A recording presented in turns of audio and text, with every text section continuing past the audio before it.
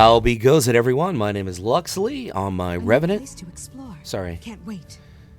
Yeah, can't wait. I've probably seen this place, I would say, a solid 20 times already. Nah, 20's a little high. Maybe 12. Hey, happy Valentine's Day to the Heart Lady. So, protect Beetleton Farms. You see, this is one of the problems. Level 12 quest. I'm currently level 10, but we'll show you how to fix that going forward. I mean, you could easily take on these higher level mobs. No problem. Really no problem. But when you start looking at a 3v1, then you got a little bit of a problem, I'll be honest with you. So what you want to do is go to one of the other starting zones or one of the lower level zones where you will downsize yourself, and then no matter what mobs you face, you're going to be able to have a fair fight. Not necessarily, because you're going to be scaled down, so it's not like you're a level 80 going into a level 10 zone and just wreaking havoc like a pro football team versus the varsity team, but varsity team being a high school team.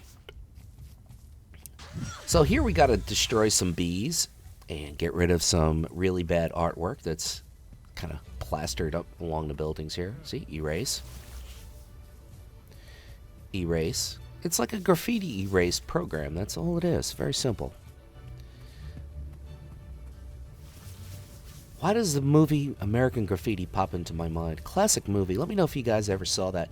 Incidentally, that was directed by George Lucas, and I think you guys know who George Lucas is.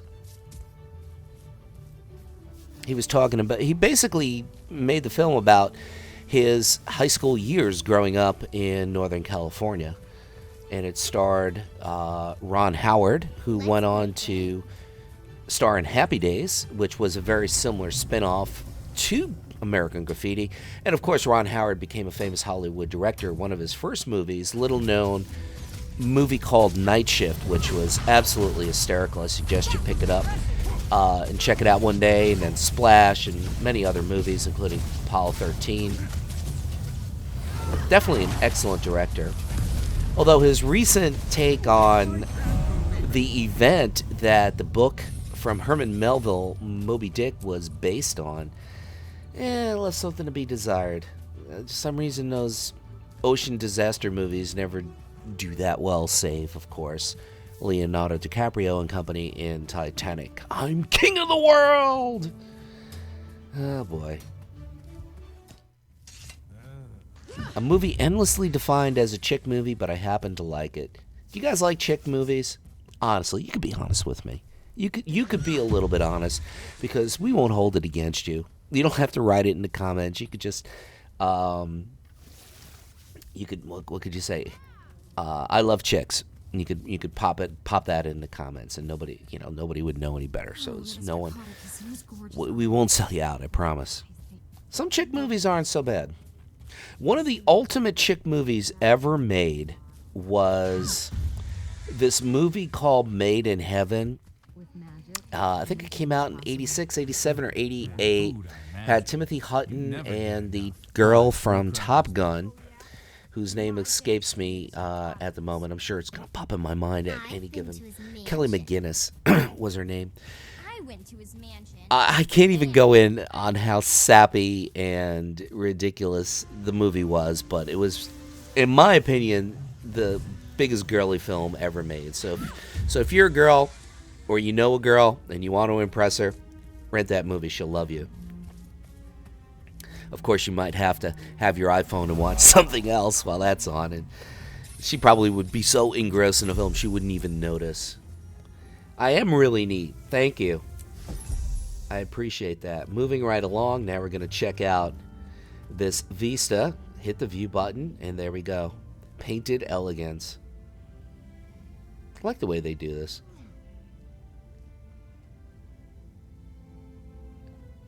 It's funny, he's like pointing in one direction, and all the other dogs are looking everywhere but where he's pointing. And I guess he's some kind of dog trainer. Leave it in the comments if you know who the guy is who's pointing there. But I got a daily Krita Vista viewer. I was thinking of doing a video series on how to find all these vistas and how to access them, because you get some nice rewards by doing it, and it might be a search that generates traffic to my channel. Now, I'm not sure if I'm going to do it by, am I going to do it by Krita and encapsulate like 4 or 5 or 6 zones in one video, or just go zone by zone? Let me know if you think that's a good idea, or you think that's something that would be beneficial. I mean, some of the higher level, I guess anything north of 60, I haven't found all the vistas, but I could, it'll be a while before I get there, honestly. This is definitely, most probably, looks like a vineyard to me. I'm not 100% sure. Yep, grapes. Can I help you? Here you go. I'll help you.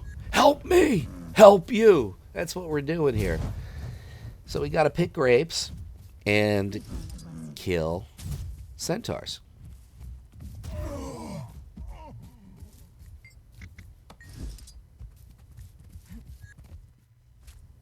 More grapes. If you've got grapes, give them to me quick. Yeah, this is a great And then we'll deal. start I get distilling like the 17 copper for picking grapes, and meanwhile you're gonna probably get 17 gold per bottle. This is just slave wages. I gotta get a better agent. I gotta get in a union or something. Plus I gotta fight these Tanini guys. It's not a good deal for me. I have to renegotiate this deal. Greetings. The price we pay to level up. How do you do? Alright, event successful. Let's move on to do some more. Oh, we got 72 karma points. Oh, gee. Some more slave labor somewhere else.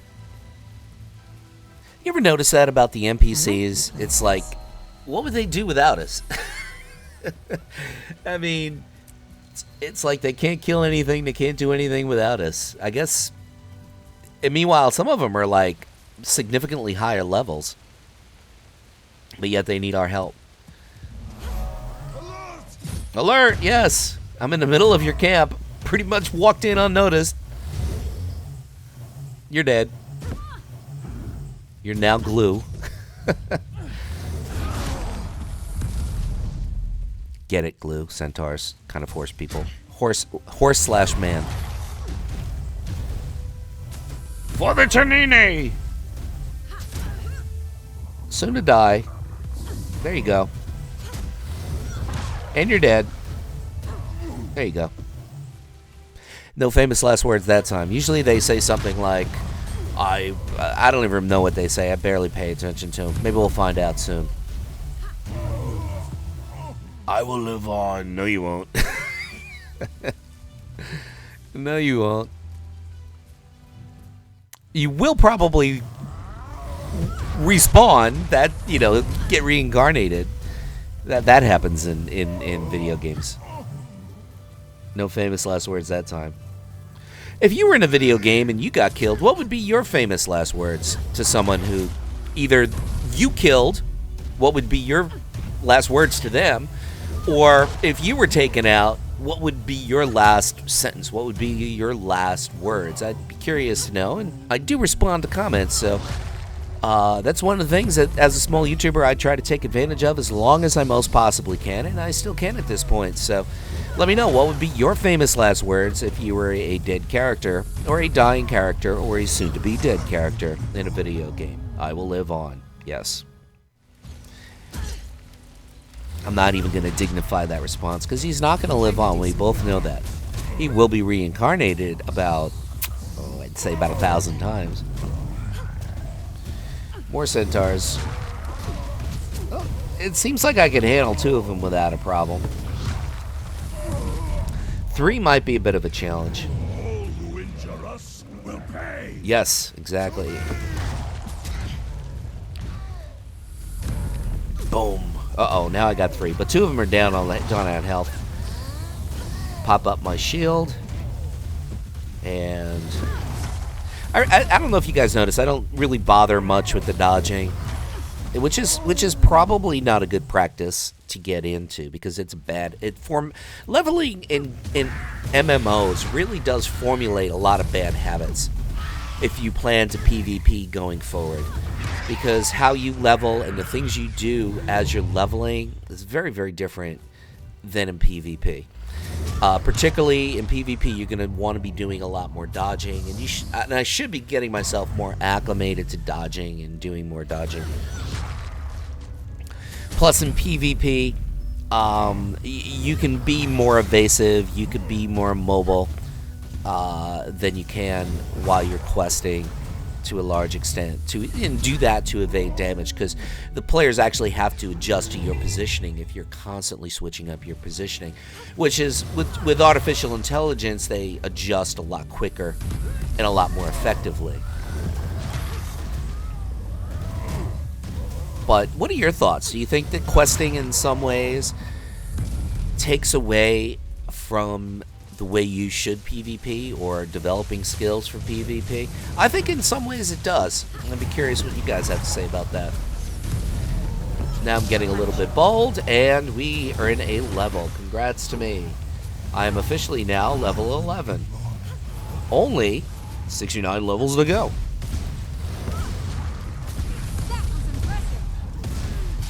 Self-praise. So worthless. Yes, you can. Especially a dead centaur.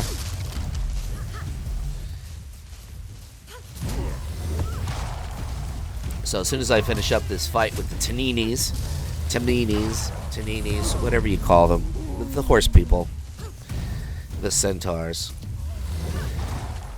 we'll check and see what kind of cool rewards we get for leveling up. Got a while to go till level 12. Weapon rack. See, right now I'm just destroying some weapon racks. This is one of those events that you kind of unfold in, and I don't really think they give you a lot of experience, or that much experience, compared to the quests or some other things in game.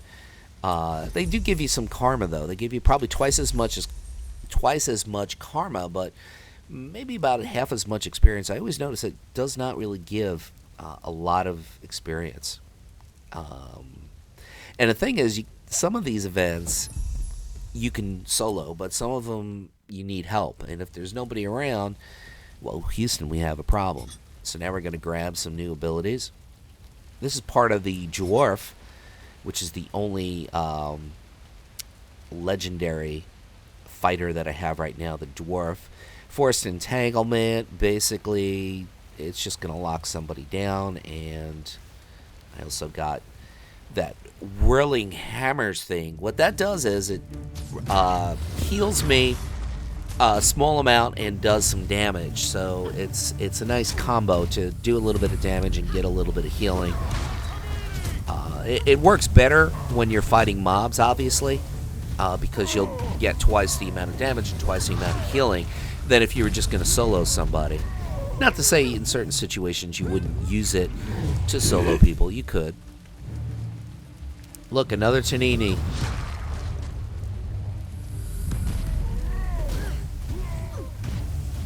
One of these days, the Tanini are just going to get really smart, and they're just going to call in an airstrike on me, and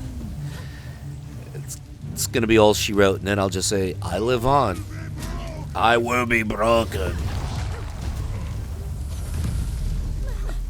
It's like, I don't think so. How's it working for you? Your prediction's not coming true. I'm still up and running. I love the way I just walk right into the camp and they barely notice I'm here. I just needed to find this particular point of interest, the hidden blah blah blah, whatever it's called. But be sure you find all the point of interest, all the waypoints, all the vistas, and do all the quests, and you'll get a pretty decent reward for discovering each particular zone. You could get a black lion chest key, or you could get a transmute. Those, you probably got an 80% chance of getting one or the other. You also get some mats, you get some gear. Now, if you're like level 80 and you do a level 10 zone, you're going to get level 10 gear. So if you want the gear to be relevant, you have to use it, or should I say discover that particular zone at the appropriate level. Otherwise, you're not going to get gear that you can use, unless, of course, it has pretty decent cosmetics for transmutes, etc., etc. which it's random, so I can't advise it here nor there. Live on. Yes, you will live on, of course. Keep telling yourself that. They all say that. It must be like in the Tamnini handbook. Like, about to die, what do we do? Okay, I'll say, I will live on. Isn't that interesting how they all say the same thing? Or they say no. We just saw the other guy say no. They are all operating from the same handbook. Isn't that interesting? So I think I'm going to end it very soon after I kill this spider. This is Luxeley saying, whatever it is by you, morning, afternoon, or night, do your best to make it amazing and make it great. Reach out there, grab the day, seize the day. It's called Carpe Diem, and make it awesome. Luxeley saying, have a great one.